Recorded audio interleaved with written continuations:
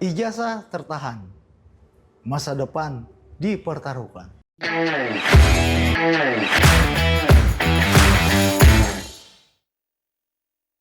Halo teman Podium, di negeri yang katanya menjunjung tinggi keadilan ada cerita yang membuat luka. Kejadian di Kalimantan Tengah baru-baru ini sebanyak 2.372 ijazah siswa sempat ditahan hanya karena alasan administrasi. Ijazah yang seharusnya jadi tiket menuju masa depan justru dijadikan alat tekanan. Sungguh ironis, di saat pendidikan digadang-gadang jadi prioritas, hak dasar anak-anak ini malah dipermainkan. Namun, akhirnya ijazah dibebaskan atas instruksi Gubernur Agustiar Sabran. Langkah gubernur tersebut layak diapresiasi. Namun di baliknya ada catatan penting. Ternyata praktek penahanan ijazah eksis sejak 2018. Situasi ini jadi cermin bahwa tata kelola pendidikan di Kalimantan Tengah masih menyimpan banyak pekerjaan rumah. Sekolah seharusnya jadi ruang yang membebaskan, bukan tempat transaksi administrasi. Kalau masih begini, bagaimana bisa bicara soal keadilan pendidikan?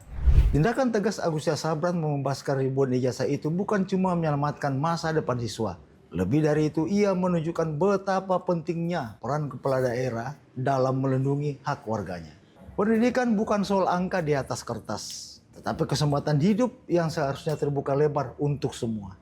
Inilah contoh bahwa keberpihakan pemimpin harus nyata, bukan sekedar jargon. Namun langkah ini jangan berhenti di sini. Harus ada pembenahan sistemik dari tata kelola dana pendidikan, pengawasan sekolah, hingga mekanisme penanganan tunggakan. Jangan sampai siswa kembali jadi korban dalam urusan yang seharusnya bisa diatur tanpa mengorbankan hak mereka. Ini saatnya berbenah, bukan hanya reaktif ketika masalah muncul ke permukaan. Secara moral dan kemanusiaan, pendidikan adalah hak dasar tanpa syarat. Ketika ijazah ditahan hanya karena persoalan biaya, berarti hak itu dikorbankan demi kepentingan administratif. Mirisnya, apa yang paling dirugikan adalah anak-anak dari keluarga prasejahtera yang justru seharusnya mendapat dukungan lebih. Praktek ini bukan cuma soal aturan, tetapi soal nurani bangsa.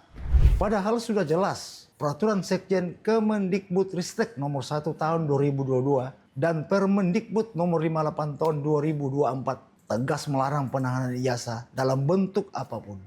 Artinya meski prakteknya mulai terjadi sebelum ada regulasi, kasusnya belum terselesaikan hingga langkah tegas gubernur belum lama ini. Sudah waktunya Dinas Pendidikan Kalimantan Tengah turun tangan dengan serius. Pengawasan harus diperketat, sanksi harus jelas dan tegas bagi sekolah yang masih menahan ijazah. Jangan biarkan aturan hanya jadi formalitas tanpa dampak. Pemerintah daerah punya tanggung jawab memastikan bahwa hak pendidikan benar-benar berjalan tanpa diskriminasi. Mungkin karena ijazah ditahan, banyak lulusan di Kalimantan Tengah gagal melanjutkan pendidikan atau masuk dunia kerja. Ini bukan sekedar masalah administrasi, tetapi tentang nasib ribuan anak muda yang terhenti di depan pintu masa depan. Jika masalah ini terus dibiarkan, kita sedang menyiapkan generasi yang kehilangan kesempatan sejak dini. Kondisi ini jelas bertolak belakang dengan visi Kalimantan Tengah yang ingin menciptakan SDM unggul dan berdaya saing. Selama masalah klasik seperti ini tak kunjung dibereskan, mimpi membangun generasi emas hanya jadi wacana kosong. Masa depan anak-anak ini bukan untuk ditunda, apalagi diperdagangkan atas nama administrasi. Salah satu akar masalahnya adalah tunggakan biaya pendidikan.